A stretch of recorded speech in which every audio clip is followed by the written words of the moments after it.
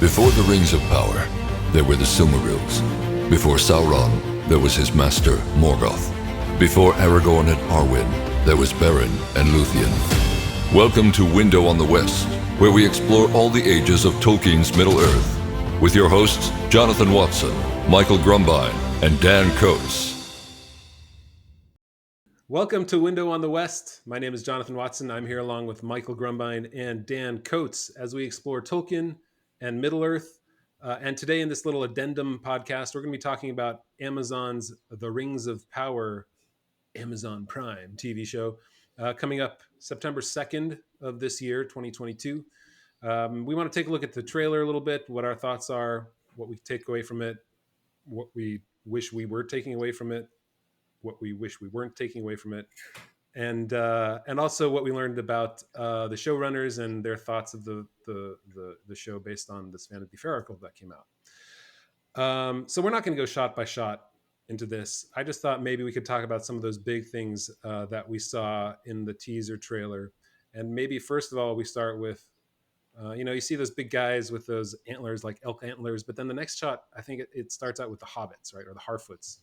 And so what it seems like to me is they're making those characters, I don't know, the everyman, that we're going to start witnessing it through their eyes and what's going on through their eyes, which leads me to the quote that they had in the Vanity Fair article where they said, "But really, does it feel like Middle-earth if you don't have hobbits or something like hobbits in it?" To which I say, yes, it can feel like Middle-earth without hobbits, right? That's the whole Silmarillion. There are no hobbits in it, and it's all Middle-earth.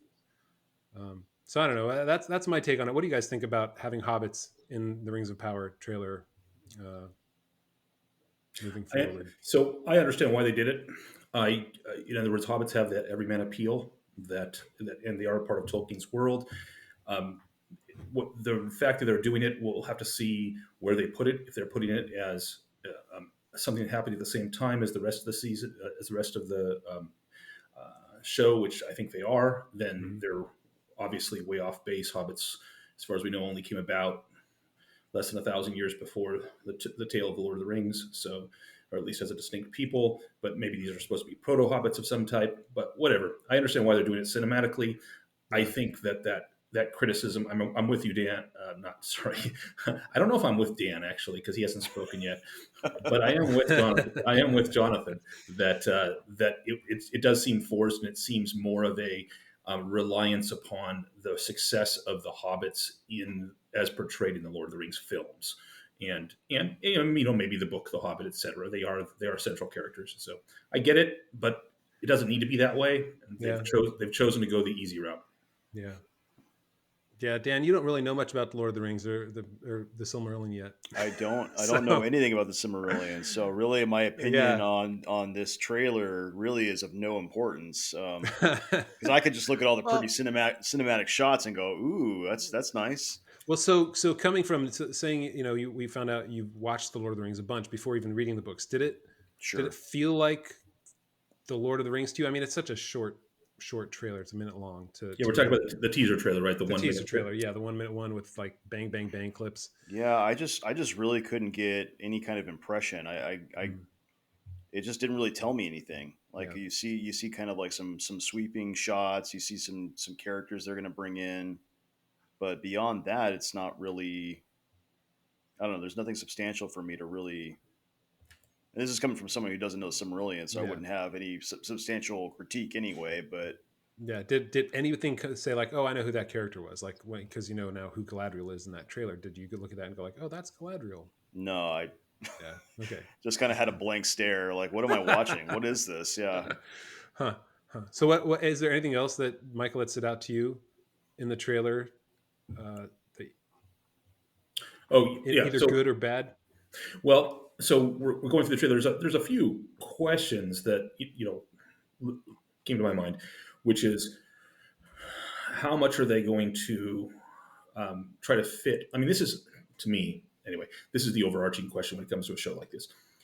How much are you going to, when you create a Lord of the Rings movie or TV show, how much are you going to try to adhere to the vision of the writer, and how much are you going to try to write your own story in that writer's world? And if you are, and what the impression I'm getting, that they're creating anyway from the trailer, is that they're going to do the latter of those two. They're going to try to make their own story the way they like it within the world of Tolkien, not try to stay true to Tolkien's world. And so that to me is a disservice to the author, especially a great author. If you're making a show based on a lesser author's work, then maybe you can justify it. But with Tolkien, I don't think you can, at least for my preference. But I'm a Tolkien purist, so that's my Yeah. first one. Well, certainly I am too. And that the line that was used in the Vanity Fair article that the showrunner, I don't know which one it was, but he said, "Can we come up with the novel Tolkien never wrote and do it as the mega event series that could only happen now?" Like, And no, you cannot come up with a novel Tolkien never wrote. Just It's the arrogance in oh my that, just gosh. yep, the hubris. yep, and with the underlying the subtext there in my mind when I hear something like that, when I read that, was because we can make it better. That's the subtext. Yeah, it feels like it, and doesn't it? I mean, this is the whole. There was famous. We can't do a review of this trailer without at least mentioning the backlash or pseudo backlash or whatever about some of the differences that they chose. Um, so number one, which was a smaller one, Galadriel is armored and in an action role in this series. Yeah, the way they put it is she's a commander of armies, of the Northern Armies. She's the commander of the Northern Armies. So Right. So we're going to have a lot to say about that when we get to what Tolkien said was he said was the commander of the Northern Armies. Spoiler alert: it wasn't Galadriel. So again, yeah. there's an attempt here to just shoehorn in a character. I don't know if that's because of the. I mean, in that fair article, they even make a reference to the male centric nature of Lord of the Rings, as they call it. So maybe this is a way to push back against that a little bit. Maybe not. Maybe it's just because Galadriel's a character who happens to exist both in the Silmarillion and Lord of the Rings. So again, like hobbits, they're trying to give us an anchor to connect to. But doesn't it also speak to the idea that the only strong woman is a woman in armor nowadays? And like you have to have the butt kicking, Scarlet Witch, and that's all it is. It's like, and you got to beat the big strong male to be a strong female. And I find Right. that, one, really short-sighted, and two, kind of insulting to women. It's like, you don't have to be strong. It It's doesn't mean you're wearing armor and commanding armies. it's insulting. It's unrealistic. And I mean, there definitely were elven women who could be warriors, but that doesn't mean that there's only the one dimensional, as you were mentioning, Jonathan, the one dimensional way to do that. And it is rather insulting and one track. So I had the same impression there. The other big thing that came up was the fact that they cast they have a Legolas lookalike, not a lookalike, but an act-alike anyway.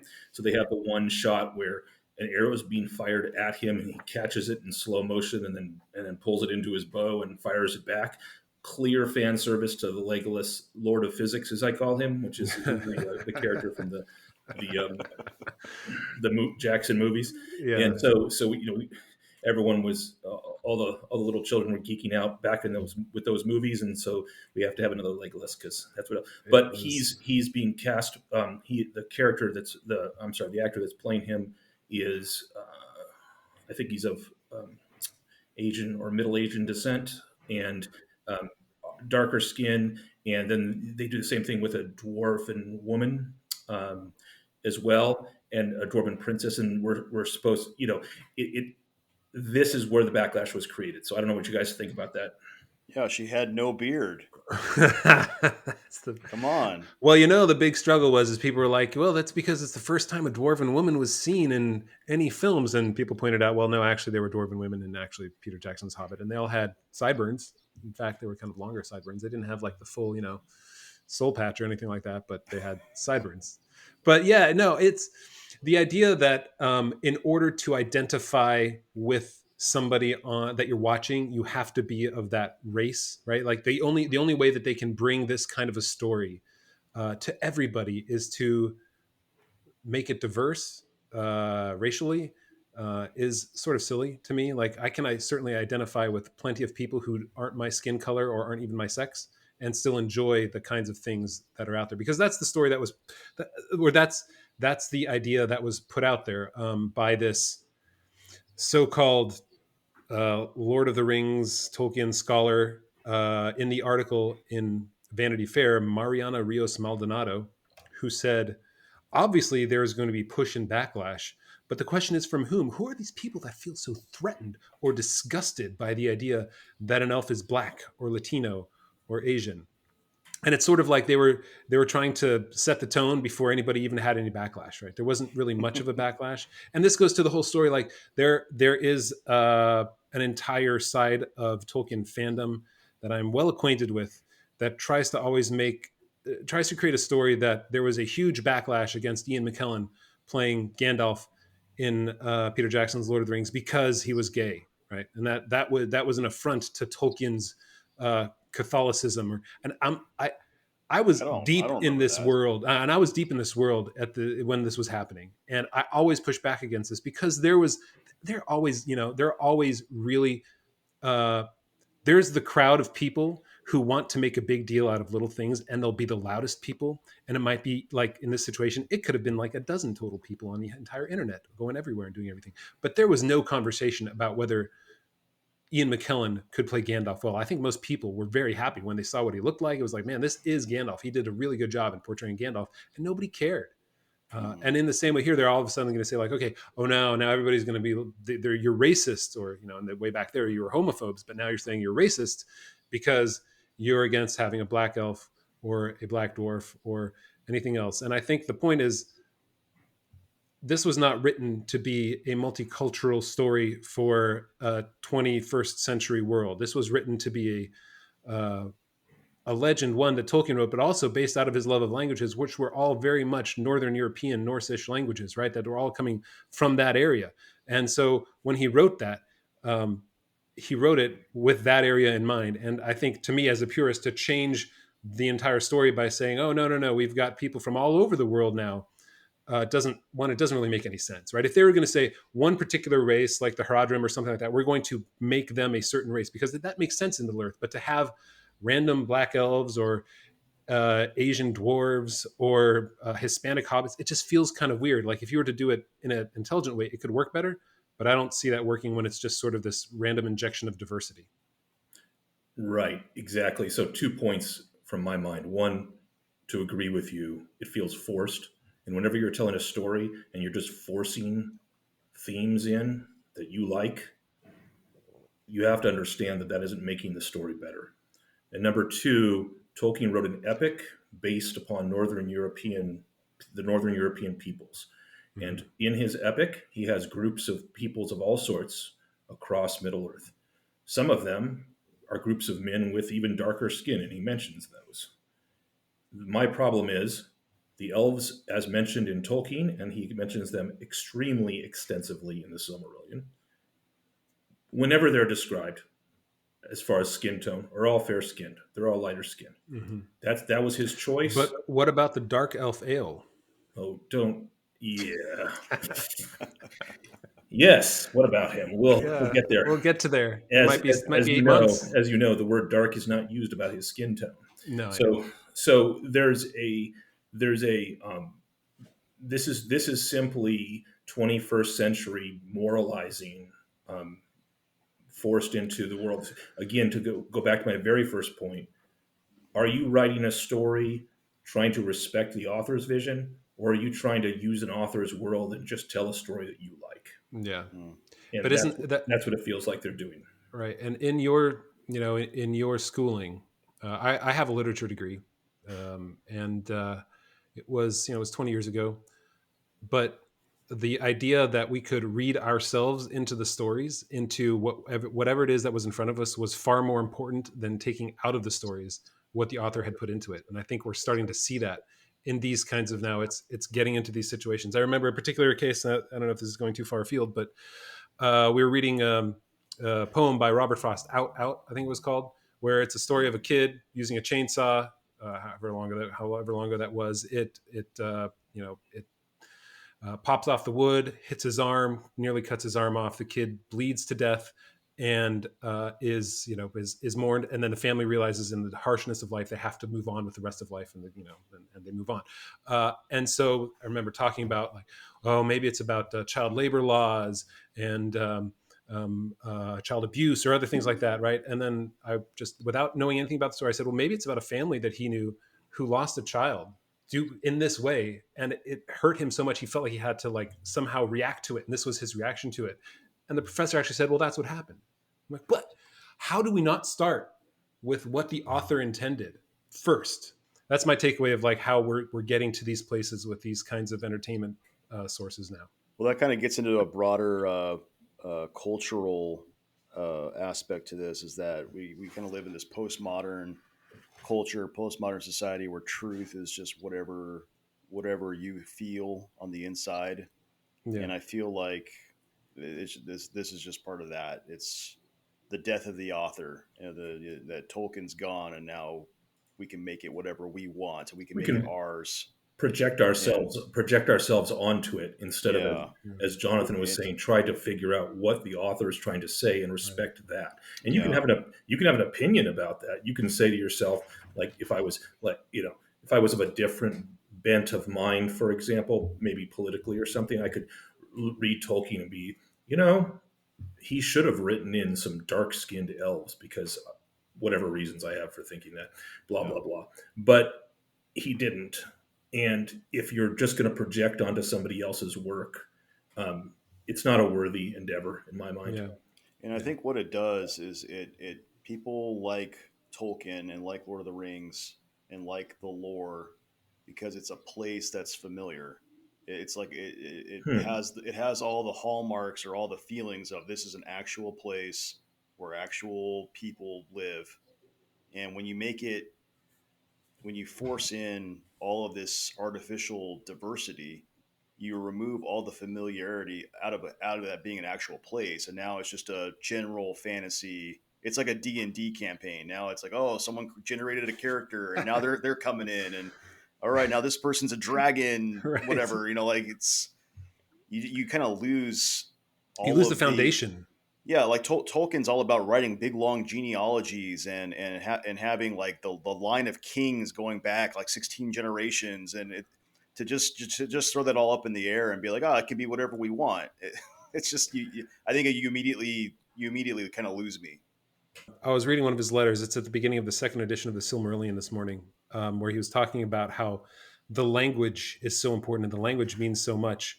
And I think even in this, in what we learned of this show, is they're creating names that don't have any bearing on anything Tolkien ever wrote, and they don't really mean anything. I'm trying to think of the new love interest. We haven't gotten to that point. There's a new forbidden love interest again, because you can't have a show in Middle Earth without an elf and a human falling into a forbidden love.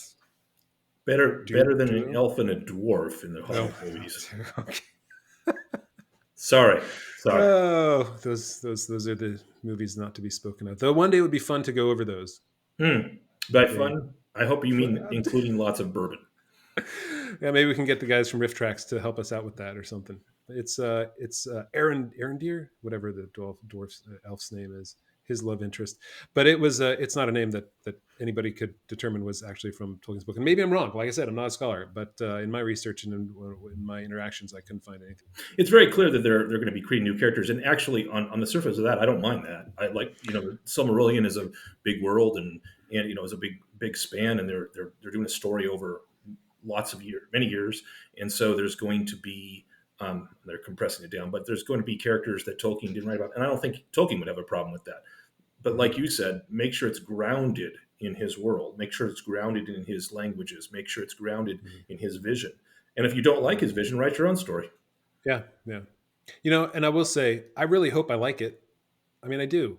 Yep. I don't want to dislike something just for the sake of disliking it. But I'm with you. But I think setting my expectations to something where, based on what I'm reading and what I'm seeing, and how Amazon is interacting, like I'm sure you guys saw the incredibly cringy fan videos that Amazon put out. Which I don't even know if those are online anymore, but maybe we can link those in the show notes too. But that where they have super fans, and the only thing they're talking about, particularly they had different ones for different countries, but in the English one was diversity. That was like 90% of the conversation, and I don't think any super fans. Diversity, and maybe Sauron is hot. Sauron is hot, and the big question of the day was, why'd they create the rings anyway? Like, have we read anything? To channel Inigo Montoya again? So you call yourself a super fan, huh? Yeah, You do not think that word means what you think it means? Yeah, right. Oh man. Okay, so to close, I think now we know that they've compressed it down from the thousands of years to a point in time, they said, which is disappointing, but I can understand why they're doing some of that. And we've learned that they don't have the license to the Silmarillion. It's just the appendices to the Lord of the Rings. Did you know that? It's just the appendices. It's not the Silmarillion. Yeah, this came out in an article afterwards, I think. So it's been confirmed. Maybe it was in this article. In any case, it's easy to pass over. Wait a minute. It's just the appendices. Are you telling me they spent $250 million and they didn't even get the rights to the Silmarillion? Was it maybe it was only 200 million? Maybe it was 250. No, it was 250 by the end. Okay. It started at 2. Yeah. It's just the appendices. Wow, that is insane. Let me see. Appendices. Amazon show, which debuts on Prime Video on September 2nd, is based not on a Tolkien novel per se, but on the vast backstory he laid out in the appendices to The Lord of the Rings.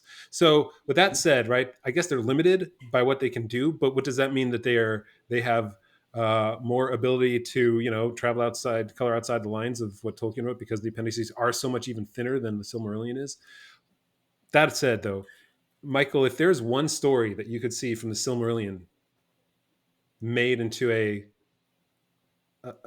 series of some sort, where they took its time and they respected the lore and they respected the foundation that was built on, is there anything that you would like to see? I know, Dan, this question for you is probably you haven't read it yet, but I mean, so I appreciate you springing that question on me. That's great.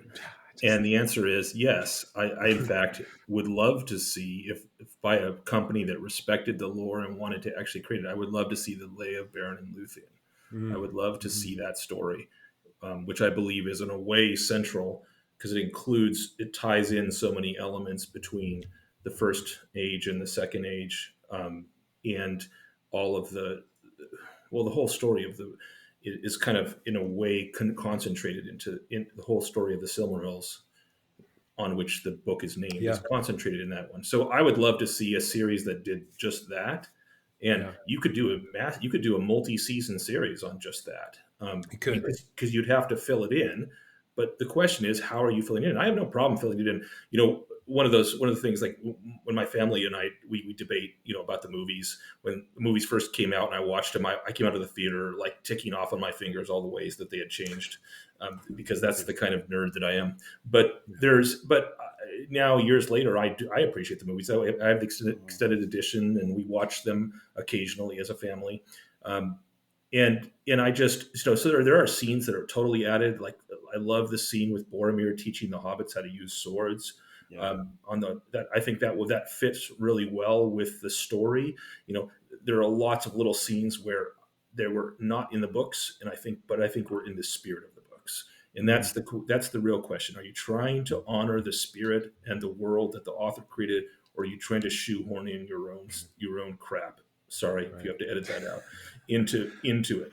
Yeah, it depends on where you're speaking first from, right? Are you speaking first from what the author wrote and what the author has said about, or are you speaking first from your own worldview and trying to inject that into the story? Correct. And that tells the whole story of what we need to know about how you're approaching it. And if that's what it seems like Amazon is doing, I hope that maybe it's just a strident journalist who's looking to even inject themselves into the story more. Who knows? But I hope that's not what they're doing.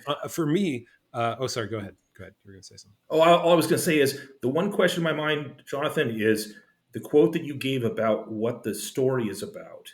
You said it was from the appendices.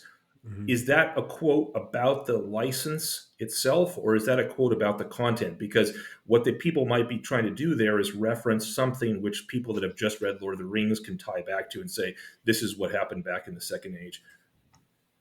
It is confirmed that it is just the license for the appendices, not the holy mackerel. Not the $250 million doesn't get you what it used to. No, and didn't they say it's a five season 50 shows, essentially 50 hours is what they're calling it. Yep. So we'll see how they do. I would like to see the Children of Hurin. I know that's like a pretty rough. That's very rough. Pretty rough, but man, there's some high highs and there's some low lows in there, and I just so many good characters with Meme the dwarf and Beleg Strongbow, like these characters who just are sort of iconic Silmarillion characters to me. I love that story. Yeah, I mean, it's pretty rough. Well, when you go through it, Dan will see, but it's pretty rough. But I really like it, so I'd love to see that sometime. So Dan, what part of the Silmarillion would you like to see made into a movie? I'd have to agree with Michael on the Beren and Luthien, because I know that is referenced several times in the Lord of the Rings, and it does seem to me to be a very central mythological echo that they always harken back to. And I think if you look at Tolkien's grave, him and his wife are buried next to each other. Doesn't it say Beren and Luthien? Yes, it does. So yeah. I'd have to go with that. I think that's the one to go with. And you'd have to do it right. Amazon could have they could have 15 years of seasons about the stuff in the Silmarillion, but apparently they don't have the rights to that. So never mind. In the end, I guess I'm kind of happy about it, because maybe we'll see something else down the road. We'll see. I feel like we need somebody who's a little less corporate and a little more risky. Like they're willing to take the risk of being what Tolkien actually wrote, which is kind of odd now that we have to say. Isn't that strange? Isn't that strange? That's the risk. Yeah. I don't know. Something like the Babylon Bee.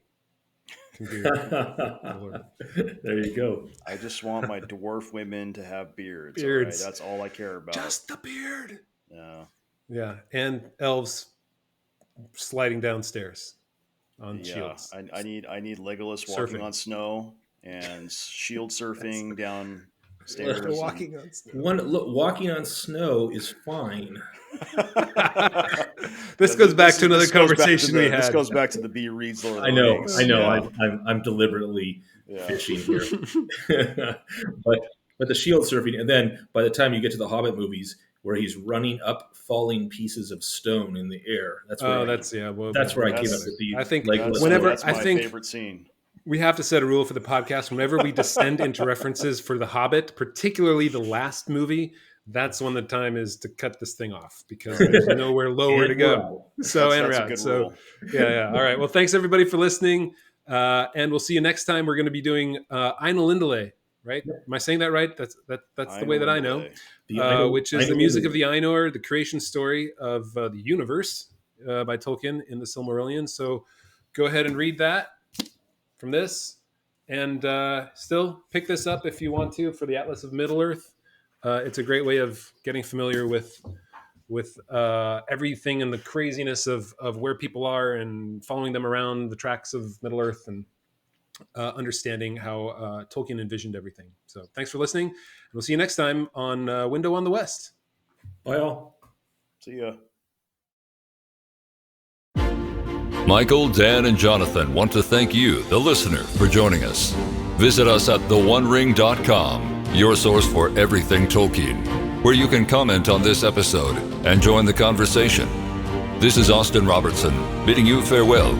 May the wind under your wings bear you where the sun sails and the moon walks.